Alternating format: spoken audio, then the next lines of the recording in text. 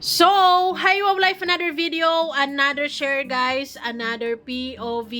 So ngayon guys, magbibigay lamang ako ng point of view dito sa isang matinding revelasyon ni Dave sa kanyang dating tatay Tikram, na ngayon ay kinamumuhian niya talaga.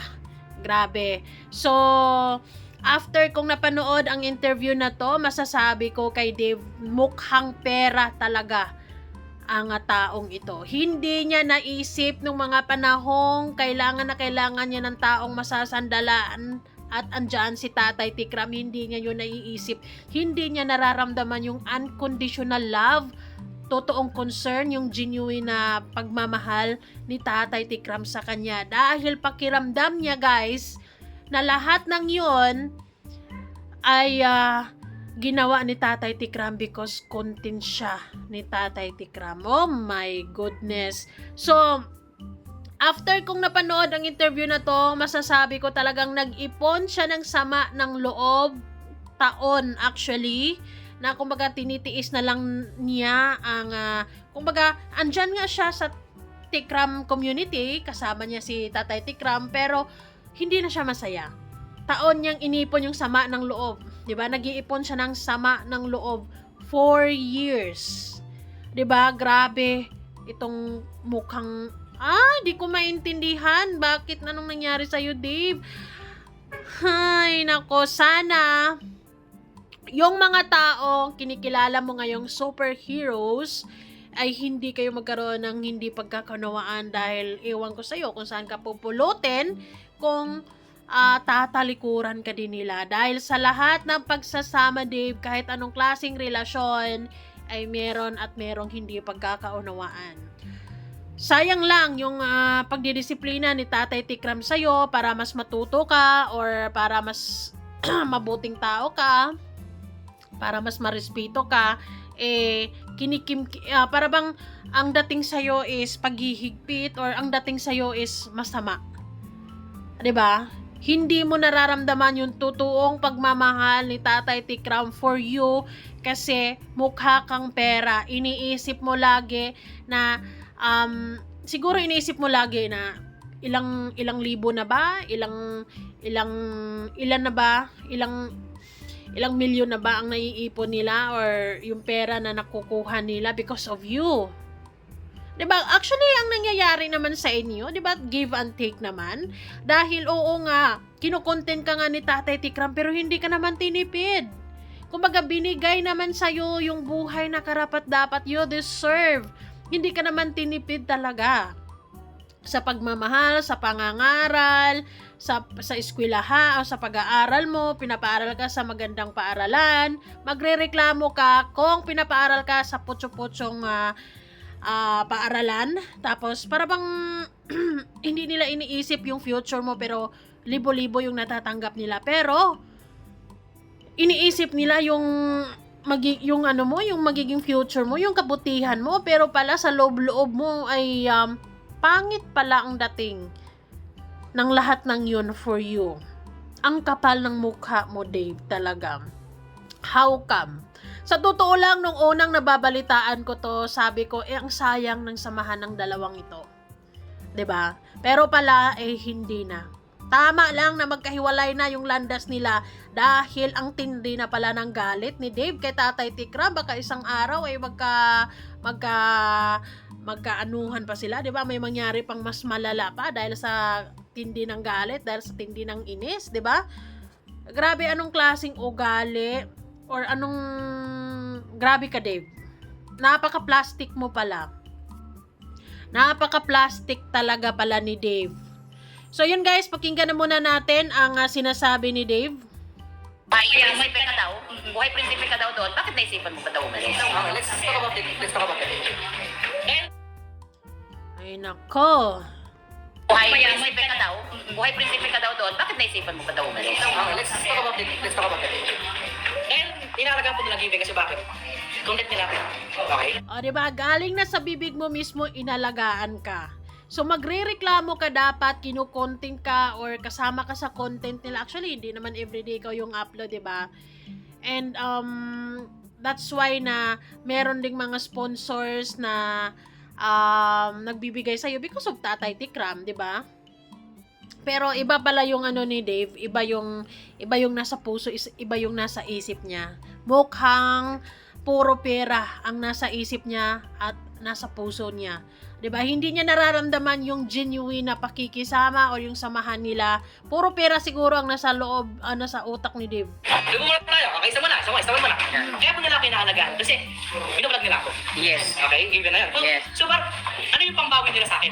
Okay, di ba? Pakainin nila ako, alagaan nila ako. At bakit? Kaya pinukontent ko ako eh.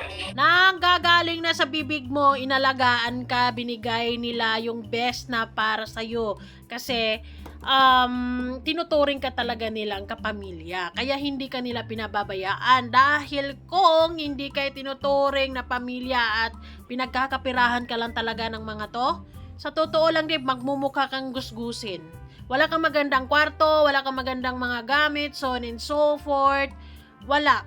Pero talagang tunay at totoo yung pakikitungo or pagmamahal ng Tikram sa'yo. Siguro may mga araw talaga napapagalitan ka, napagsasabihan ka. I think it's part of it kasi kinukurik ka lang para mas malaman mo na mali ka na, sumubra ka na, 'di ba? Gano'n naman talaga yung mga tatay or mga nanay natin. O sige, nasa yung pera. Diba? Mukhang pera ka talaga. Puro pera yung nasa utak mo. Yung kung alagaan, nasa yung pera. Di ba? Ganun lang, kayo po muna. Next question. Okay, sabi ko yan, hindi ko na po nilalakay. Doon lang kasi, pinablog nila ako, kaya inaalagaan nila ako. Yan. Next, maganda po yung buhay ko doon, given. Galing na sa Maganda yung bibig buhay. mo. Nakikita niyo po ba yung pangit? Hindi. Nakikita niyo lang yung maganda kasi ba? Ay, natural lang na hindi puro maganda ang experiences mo sa ano na yan, 'di ba? Sino ka ba? Kailangan mo ding matuto sa mga bagay-bagay. Ang kapal ng mukha mo talaga, Dave. Hindi ko maintindihan kung saan ka humugot ng kapal ng mukha talaga. Iwan ko na lang kung anong nangyari sa'yo. Grabe. Siguro tama na rin na umalis ka sa poder ng Tikram community and magsulo ka na lang. For sure, later on, magkakaroon kayo ng samaan ng loob dyan kung sino man yung kasama mo dahil kung ganyan yung ugali mo o kung ayaw mo palang ibinablog ka, bakit nandyan ka sa harap ng kamera? Diba? On camera. Yes. Off cam. Off cam, hindi nakikita. Hindi pala niya hindi niya na-appreciate yung totoong pagmamahal, yung totoong pag-aalaga, yung mga panahong kailangan niya ng sandalan, yung taong, ay nako, nung galing siya sa palengke ng araw na yun, hindi niya naalala na merong isang Tatay Tikram na umaalalay, nag-aruga, nagmahal sa kanya. Ano yung makikita, di ba? Bakit? May nakita ba kayong vlogger na siraan yung sarili nila? Wala, syempre. Sinong vlogger naman nangyari sa sarili nila? Hindi lang vlogger. Kahit sinong tao, hindi niya sisirain yung sarili niya. Paniniro na sarili nila. Vlogger ka, tapos papakita mo sa sarili mo. Diyos ko. grabe yung mga pinagsasabi ni Dave. Sa isang tanong pa lang na yan, ito yung pinakamatindi so far kasi kumbaga hindi nga niya nararamdaman yung tunay na pagmamalasakit ni Tatay Tikram sa kanya because for him ginagawa lahat ng yon dahil kinukontent ka siya, 'di ba? Kumbaga ibig sabihin lang nito, sobrang lalim na ng sama ng loob niya. Sobrang lalim na yung galit, sobra na. 'Di ba? Hindi ko ma-explain kung anong klaseng tao to si Dave. Basta, ang masasabi ko talaga sana yung mga taong kinikilala mo ngayong heroes, yung mga taong pinagkakatiwalaan mo ngayon, andyan sila for you through thick and thin. 'Di ba? Kasi si Tatay Tikram, kasama ka na niya or nakikita niya yung lowest part of your life 'di ba? Yung pangit mong ugali, yung strength and weaknesses mo, nakikita na yan ni Tatay Tikram Tanggap na niya yun Kumbaga na yun kasama na yun sa pagkatao mo na tinanggap niya Pero sana sa mga taong iniisip mo na sasamahan ka through thick and thin, andyan sila kahit hindi ka na sikat, andyan pa rin sila, 'di ba? So, bahala ka na Dave sa buhay mo. Tama lang din na magkahiwalay kayo ng landas kasi sa pananalita mo, wala nang amor. Sa pananalita mo, wala ka talagang, kumbaga wala kang, hindi ko pinaplastic mo lang si Tatay Tikram all along, 'di ba? Pinaplastic mo lang na tatay yung tawag mo, pero sa loob-loob mo ang sama-sama ng loob, ang galit, 'di ba? Nagkikimkim ka ng galit kasi dahil lang sa pera. Siguro ang lahat ng ito, ang dahilan nito dahil sa pera. Pera yung kumbaga mas nangingibabaw yung power ng pera sa pagkatao ni Dave habang lumalaki siya. Ang iniisip niya pera. Paano na yung pera ko? Sana ganito, ganyan.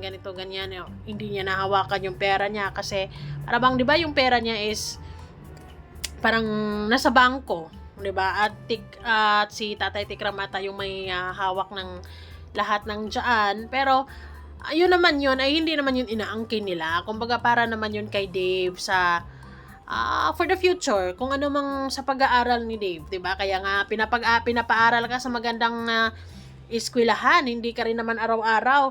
Kumbaga, iwan ko. May mga ganitong tao talaga. Nakakatakot mag-ampon. May mga tao talagang ungrateful. Nako, Diyos ko Lord. Siguro yung mga taong nag-ampon sa'yo ngayon, siguro mapapaisip na rin sila dahil darating talaga yung araw na magkasamaan kayo ng loob dyan. Hindi nyo pa naman totally kilala yung isa't isa eh. Ngayon siguro dahil bago pa naman kayong magkakasama, so andun pa yung puro saya, puro magaganda pa yung na-absorb nyo sa isa't isa. Pero darating ang araw na lalabas yung mga tunay na kulay nyo dyan, di ba? Tingnan lang natin kung hanggang sana abot yung tapang mo, hanggang sana abot yung ano mo na yan, yung pagmamalak, yung pagiging mayabang mo na yan. 'Di ba? Sana yayakapin ka ng pera kapag nasa lowest part ka ng buhay mo. Kasi nung mga panahong walang-wala ka, nung mga panahong walang naniniwala sa'yo, nung mga panahong dinadaan-daanan ka lang ng mga tao, binibigyan ka lang ng piso-piso, nung nagkatagpo ang landas yung dalawa ni Tatay Tikram, andyan siya, willing siyang umampon sa'yo. 'Di ba? Ano ngayon kung binablog ka? That's part of it. Nasa sukmit na nga tayo mas maganda ngayon Okay lang yun kasi binibigay naman ni Tatay Tikram yung buhay na magandang buhay for you. Hindi ka rin naman tinitipid. Magrereklamo ka kung nasa isip mo ang dami-daming perang natanggap nila, pero nasa kulungan ka ng aso pinapatira, pero ang ganda naman ng kwarto mo. 'Di ba? Inaalagaan ka naman ng mabuti, tanggap ka naman nila like 100%. Though hindi sila syempre malayo sa pagiging perpekto, o 'di ba? Kasama sa buhay, Dave, ang disiplinahin ka, magalit sa'yo, kasi mapapagalitan ka talaga kapag tunay na pagmamalasakit ng isang ama, or 'di ba? Papagalitan ka talaga pag sumobra ka na, pag alam mo 'yon. Pero ewan ko sa'yo, iba yung landas na pinili mo. Di bali na kung brainwash ka ba dyan or ano, pero bahala ka na rin. Mas mabuti na rin na nagkahiwalay kayo ng landas kasi wala ka pala puro pala sama ng loob ang kinikimkim mo, sama ng loob pala yung binabaon mo. Wala ka palang you never mention na grateful ka in the first place. 'Di ba? And anyways, kayo na bala umusga guys kung anong klaseng tao si Dave. At sana darating hindi niya maranasan yung pinaparanas niya kay Tatay Tikram.